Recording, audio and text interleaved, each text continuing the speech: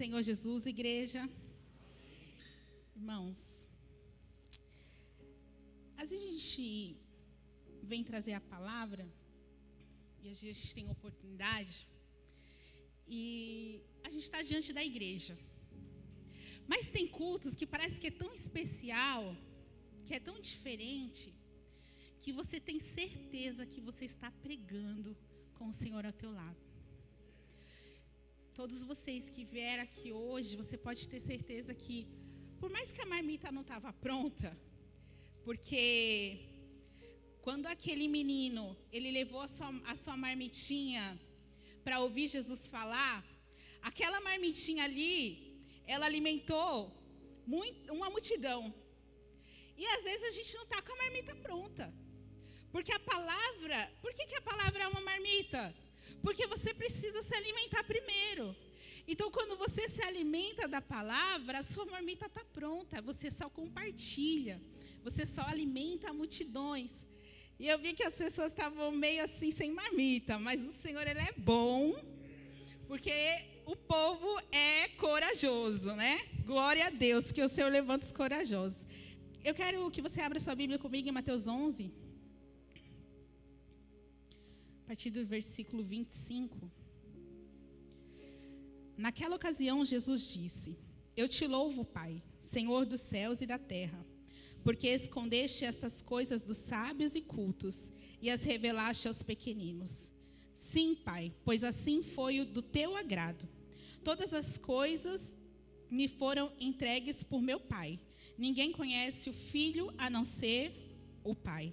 E ninguém conhece o Pai a não ser o Filho, e aqueles a quem o Filho o quiser revelar. Venha a mim todos os que estão cansados e sobrecarregados, e eu vos darei descanso a vocês. Tomem sobre vocês o meu jugo e aprendam de mim, pois sou manso, humilde de coração, e vocês encontrarão descanso para as suas almas, pois o meu jugo é suave e o meu fardo é leve. Podeis sentar dando glória a Deus, irmãos. Glória a Jesus, aleluias. Importante, em Romanos 4:20, vai dizer que Abraão, ele foi fortificado na sua espera, dando glórias a Deus. Ele não fala que ele deu glória a Deus, ele fala que ele foi fortificado na fé, dando glória a Deus. Então, qual a importância de você glorificar o Senhor? É porque você vai sendo fortificado.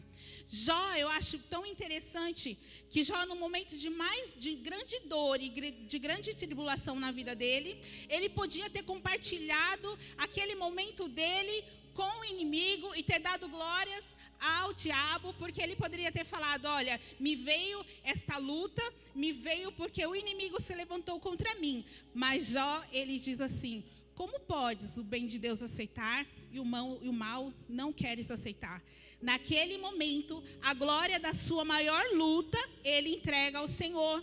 Então, não sei se a dificuldade que você está passando, a luta que você está enfrentando, não dê glórias ao inimigo. Por quê? Porque Jó, ele sabia que o Deus que estava na vida dele tinha o controle de todas as coisas. Então, ele não podia nem dar a glória da luta que ele estava enfrentando para Satanás, porque ele sabia e ele tinha certeza que o Deus dele estava com ele e que ele sabia que só poderia tocar nele se o Senhor permitisse. E assim é na nossa vida. Precisamos glorificar ao Senhor. Dar glória ao Senhor mesmo, abrir os nossos lábios e glorificar e exaltar o nosso Deus, porque Ele é o Deus que tem o controle de todas as coisas. E a gente pede para a igreja sempre dar glória, e parece que o pregador, né, está querendo. Não, irmãos, é palavra do Senhor. Seja fortalecido, glorificando ao Senhor todos os dias. Aqui em Mateus 11, ele fala assim: naquela ocasião, Jesus disse: eu te louvo, Pai, Senhor dos céus. Vamos entrar na palavra, né, irmãos? Que ocasião era essa? Que ele fala, naquela ocasião. Nos versículos anteriores, Jesus, ele estava pregando o evangelho, e por mais que ele fazia milagres, aquele povo não se arrependia. No versículo 20, ele diz assim: então Jesus começou a denunciar as cidades em que havia sido realizada a maioria dos seus milagres, porque não se arrependeram. Então, que ocasião era essa? A ocasião que Deus estava trazendo aqui é que ele estava pregando o evangelho, mas o povo não queria se converter, não queria se arrepender dos seus maus caminhos. E é engraçado que nessa parte ele fala assim: e havia sido realizado a maioria dos seus milagres. O que isso quer dizer? Não foi por falta de milagre, não foi por falta de ação, não foi por falta de ver o céu agindo, mas muitos ainda endureciam o seu coração, né? E mesmo vendo, mesmo sentindo Jesus, mesmo sabendo que ele estava ali, era o mestre, era o Deus encarnado, irmãos. Tem uma frase que eu acho muito interessante, que fala assim, uma vez uma pessoa me perguntou assim: Priscila, como pode as pessoas ter visto Jesus, ter sentido Jesus, ter olhado para Ele era o próprio Deus, e ter negado Ele, não ter se arrependido? Irmãos, quando Jesus ele ressuscita, e ele encontra com seus discípulos, já com o seu corpo ressurreto, glorificado, em algum momento eles falam assim: nossa, ele era o mestre que falava conosco. Interessante que o nosso coração ardia, o nosso coração ele queimava quando ele falava. Então, eles não reconheciam nem antes, quanto mais o Senhor no seu corpo glorificado. Existe um Deus hoje, irmãos, que nós também estamos ignorando. Ele habita em mim e você, e ele se chama Espírito Santo. Ontem, naquela apresentação das meninas, era muito interessante que ele fala assim na palavra: se alegrem, regozijem, eu venci, não acabou. Avisa ao povo que não acabou. Não acabou, igreja. O Espírito Santo de Deus, ele se move em nós, ele habita em nós, é promessa. Mas no nosso coração, muitas das vezes não está convertido ao Senhor, não está posto no Senhor, os nossos olhos não estão no Senhor, nós não buscamos. Quantos de nós aqui hoje falamos: bom dia, Espírito Santo? Espírito Santo, fala comigo hoje. Quantos de nós hoje entregamos este culto ao Senhor, que oramos e dobramos os joelhos por este culto? Então há um Deus também que nós negamos, e Ele habita em nós. E às vezes, irmãos, eu quero sentir mesmo esse Deus. Eu venho para o culto porque eu quero sentir Ele queimar meu coração mesmo. Eu quero sentir a presença dEle mesmo. Eu quero que Ele se mova de íntima compaixão dentro de mim, e que me mova de íntima compaixão para buscar a presença dEle. E às vezes a gente vem para o culto e a gente... hoje a palavra foi uma bênção. E às vezes a gente fala assim: eu sei que a gente não pode viver do que sente, irmãos, mas daquilo que a gente sabe.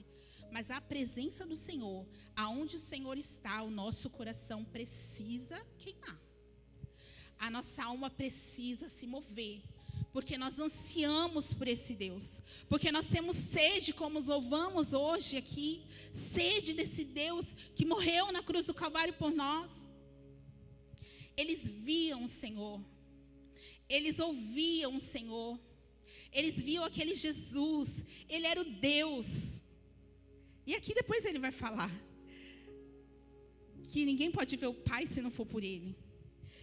E naquela ocasião, naquele momento, a palavra que ele estava pregando era para se arrepender, era de arrependimento.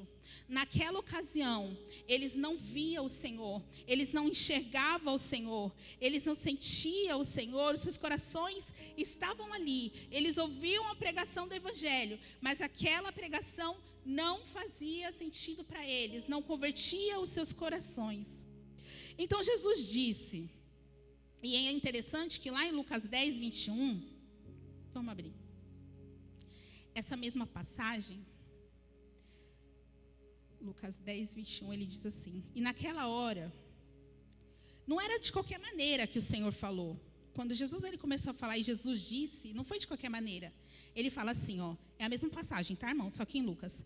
Naquela hora, Jesus, exultando no Espírito Santo, disse: eu te louvo, Pai, Senhor dos céus e da terra, porque escondeste essas coisas dos sábios e cultos e as revelastes aos pequeninos. Então, quando ele fala que Jesus disse, o Senhor ele estava se alegrando, porque ele podia ter vindo para os grandes, para os doutores, eles podiam ter vindo para os reis, mas ele veio para os pequeninos.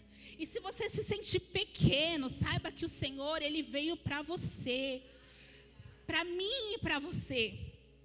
Então ali, ele não era de qualquer maneira, esse Jesus disse, não, ele exultava. Eu te louvo, Pai, Senhor dos céus e da terra, porque escondeste essas coisas dos sábios e cultos e as revelaste aos pequeninos. Sim, pois assim foi do teu agrado. Não só por isso, mas em Mateus 13 nós vamos ver que aquele povo também não ouviu o Senhor. O seu povo não ouviu o Senhor, porque lá em Mateus 13, vamos abrir a Bíblia. Ele diz assim no versículo 53, quando foi de contar essas parábolas, Jesus saiu dali e chegando à sua cidade, começou a ensinar o povo na sinagoga. E todos ficaram admirados e perguntaram, de onde lhe vem esta sabedoria a estes pobres milagrosos? Não é este o carpinteiro? O nome da sua mãe não é Maria? Não são os seus irmãos Tiago, José, Simão e Judas? Ali o povo começa a julgar a sua pequenez, né? Do Senhor. E ali a palavra do Senhor diz que ali por eles não ter recebido, ele não conseguiu fazer muitos milagres.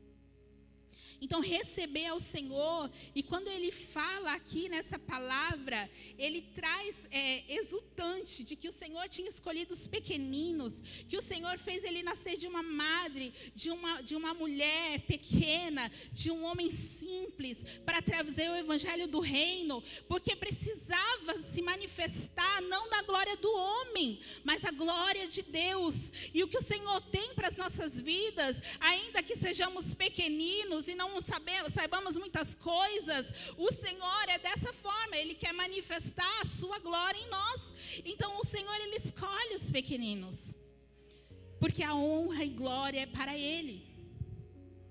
E aqui eu quero, eu estava lendo em Lucas 16, ele vai dizer assim: aquele que dá ouvidos a vocês está me dando ouvidos.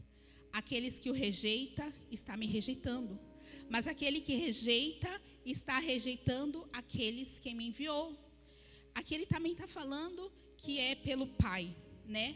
Mas o Senhor, Ele também está derramando isso sobre as nossas vidas. Porque é um pequenino que vem aqui, como hoje nós vimos, né, essas meninas no seu início da sua caminhada, vir falar do nome do Senhor e entregar o seu melhor a Deus, entregar o seu coração, entregar a sua adoração em formas de palavras, né? É muito lindo porque você vê que é algo genuíno que o Senhor fez e que o Senhor continua fazendo. Então esse poder que o Senhor nos deu. Mas, irmã Priscila, foi um poder pequeno? Não, foi um poder grande. Você carrega o reino. Eu e você, nós carregamos o reino. Nós carregamos aquele que tem poder para fazer todas as coisas através de mim e de você.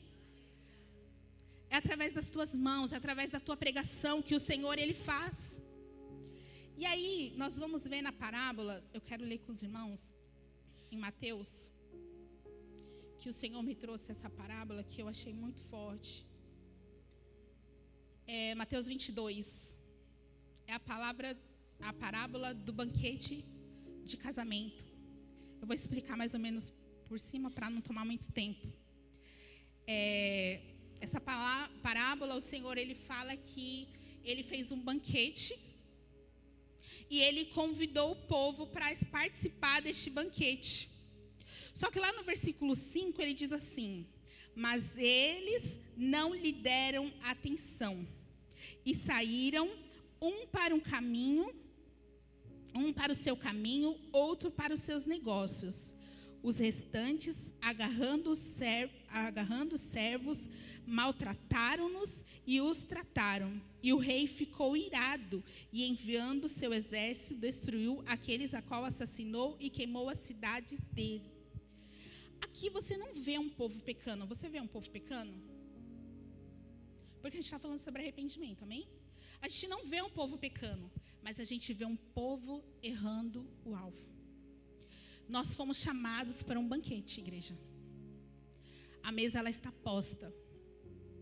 E o Senhor, Ele quer que nós sejamos participantes desse banquete. Mas neste versículo 5, ele disse assim: mas ele foi feito o convite. É feito o convite todos os dias. O Espírito Santo de Deus se move todos os dias e te faz o convite de participar do reino, de participar desse banquete, de participar do evangelho a qual ele propôs, de vir buscar a presença dele. Mas aqui ele fala: mas eles não lhe deram atenção e saíram, um para o seu caminho e outro para os seus negócios.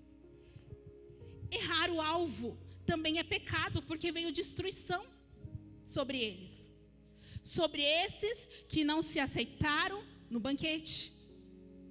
O Senhor nos chama, e às vezes você pode estar levando uma vida que você está consagrando ao Senhor, que você está buscando ao Senhor, que você está servindo ao Senhor com sinceridade no seu coração. Mas será que você não está errando o alvo? Será que não há um pecado que você fala assim: ó, irmã Priscila, eu estou pecando? Nós pecamos todos os dias, irmãos. Mas nós sabemos que nós estamos vivendo uma vida santa diante do Senhor. Mas será que nós não estamos errando o alvo? Errando o alvo como? Como que está lá em Mateus, que a gente acabou de ler. Eles não se arrependiam dos seus corações. Eles não davam atenção. Eles não ouviam. Jesus estava lá. Deus estava lá. Mas eles não o enxergavam. O seu coração não se arrependiam por esse Jesus. E será que nós não estamos errando este alvo? Só que essa parábola ela é tão interessante, que aí ele vai falar o seguinte: já que esse povo não quer, eu vou começar a trazer um povo de fora. Eu vou lá nas ruas, você pode ver lá para os versículos adiante. Vai lá nas ruas e peguem os bons e os maus, porque o banquete, a mesa está posta. Então, você pode trazer todos eles. E eles foram e trouxeram para participar daqueles banquetes, esses que ninguém queriam nada, esses pequeninos. E eles trouxeram todos eles. Só que há algo muito interessante. Ele vai falar de um homem aqui, a partir do versículo 11. Mas quando o rei entrou para ver os convidados, notou ali um homem que não estava com vestes nupciais.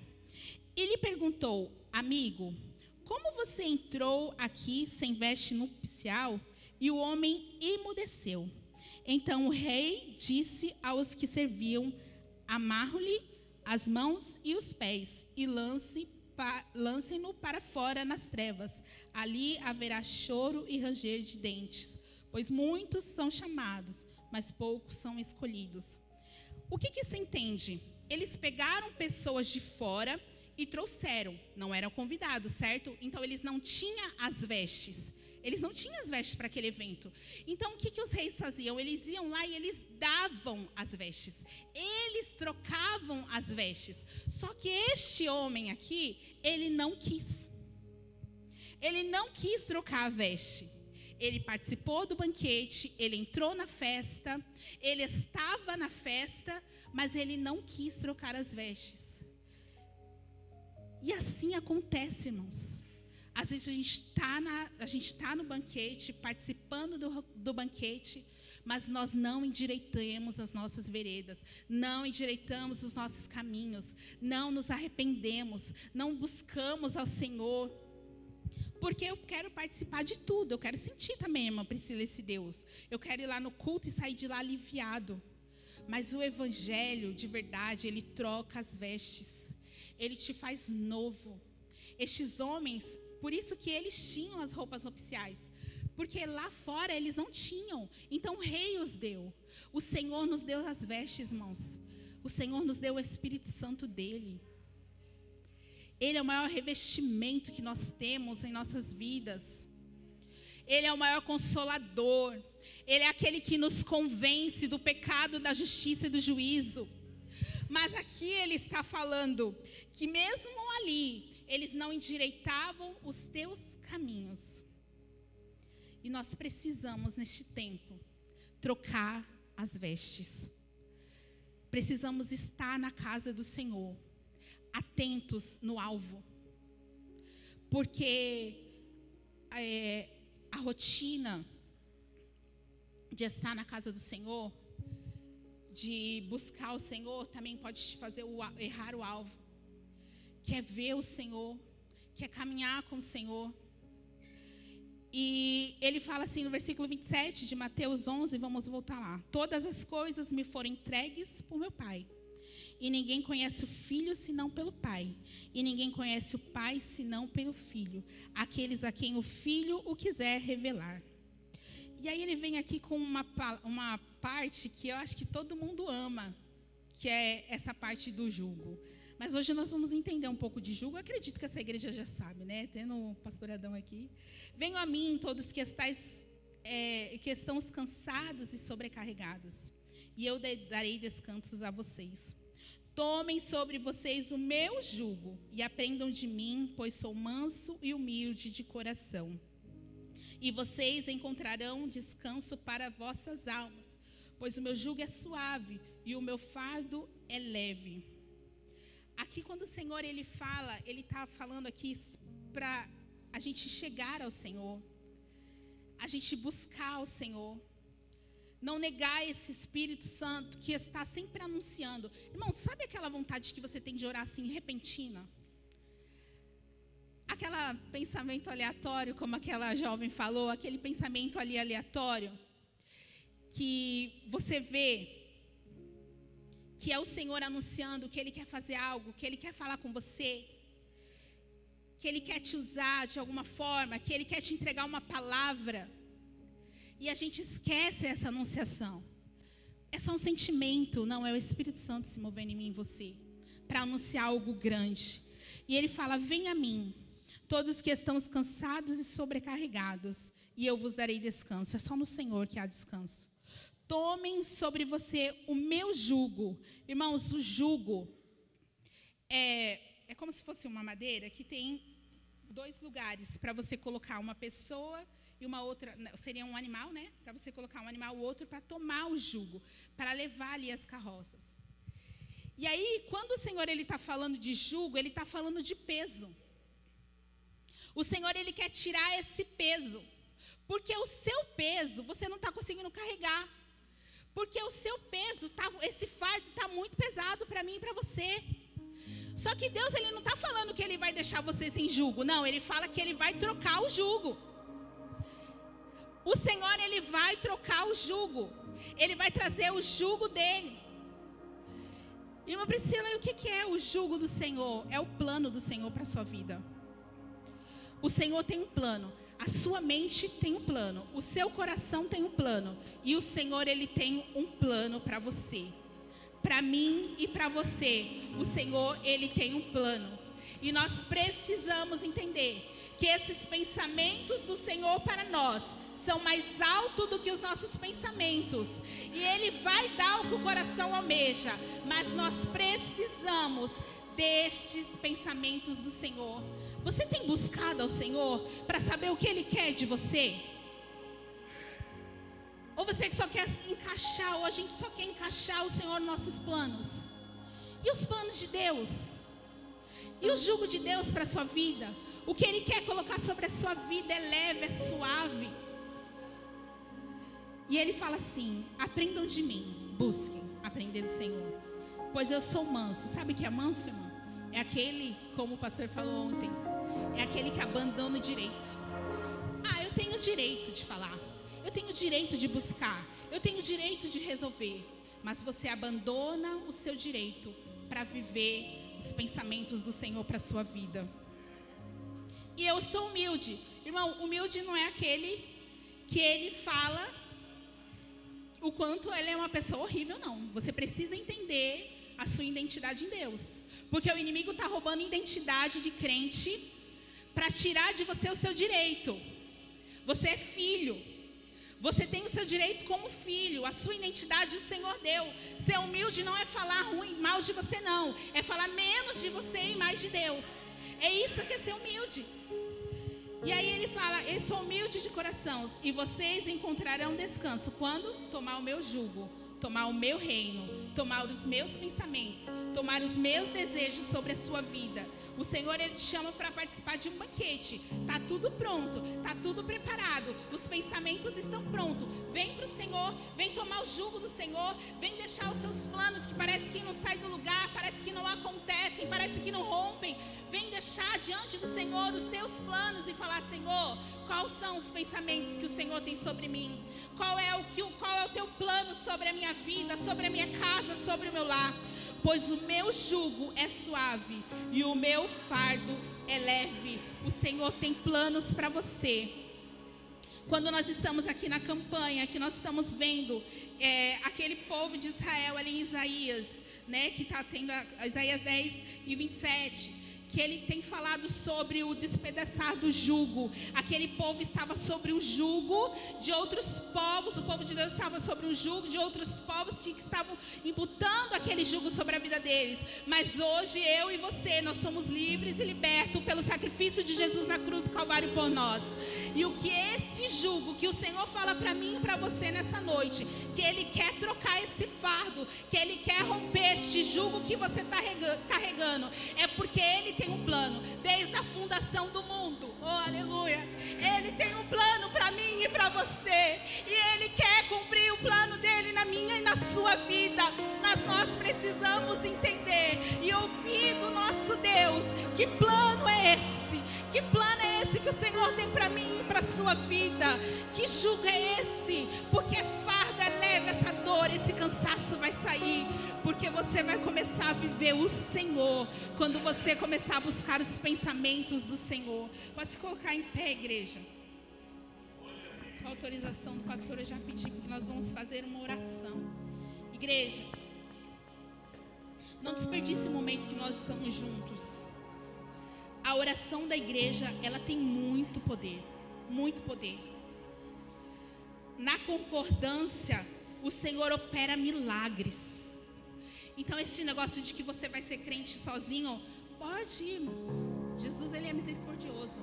Mas aqui tem quebra de jugo. Aqui tem romper para a sua vida. Aqui o Senhor faz coisas novas. Porque a palavra do Senhor diz que onde tiver 2 ou 3 em meu nome, ali eu estarei. Então Ele está aqui. E nossa oração de concordância move o céu ao nosso favor. Pai, em nome de Jesus, nós queremos, Senhor, nos arrepender por errar o alvo.